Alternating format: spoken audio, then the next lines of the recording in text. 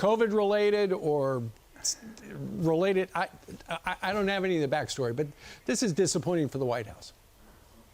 Well, I would only assume, Steve, that this number reflects the fact that people are still getting extended unemployment in many states and are only now rousing themselves to get in the mood to go out and get a job in the fall. I mean, it's a positive number, modest, as you suggest. It seems the economy cooling a bit, despite all of the stimulus that's been injected into it. I'm not an economist, but my just gut reaction is that there's not enough incentive for people to go to work. That's why you see so many help wanted signs wherever you go throughout the country. And it is quite alarming. You want people to get up, dust off their rumps, and get out there and make some money. Yeah, but why do that when you can get paid more to sit on your couch? And I think you're probably exactly right. I'm sure they're going to, have some rationale. It's going to be COVID related or something. We'll have that throughout the day. Meanwhile, here's something the White House probably not too happy about. There's a brand new poll out from the NPR and Marist, and essentially Joe Biden is so far underwater right now. A majority of Americans disapprove of his job performance. He has lost 5 points with Democrats, and he's down 10 points with independents. And Geraldo, you got to figure that at the White House, where they are so poll-driven, there's a red flashing warning light on the desk. It's saying, "Danger, danger! This is not good for POTUS." Well, the real problem is when he started, it was good old Uncle Joe. President Biden was handing out all that free money.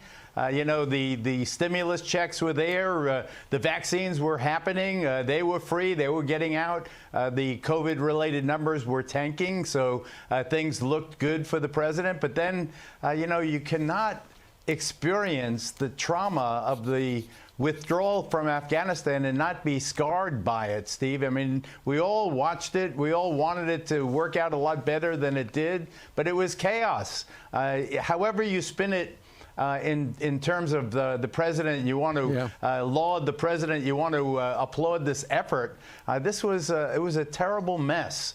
And the death of the 13 GIs is something that just exacerbated everything. And even, not even worse, but my God, how could I say that? But the solemn ceremony, the dignified transfer. The dignified transfer, that's the word I was looking for. The dignified transfer was so marred. It seemed that the president was looking at his watch. He seemed unengaged. He seemed distracted.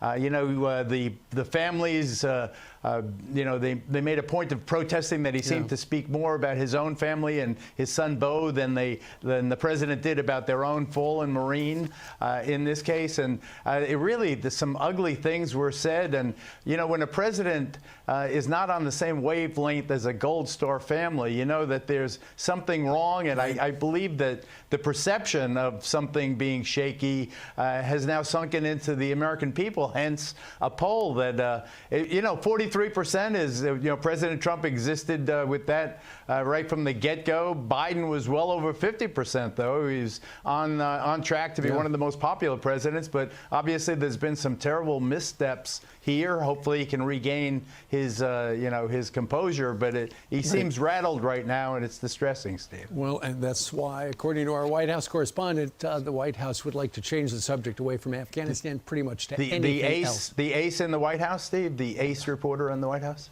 Well, the guy who used to live upstairs in my house. Is that an objective appraisal? As objective as any father. That I met when he was about this big? That's right.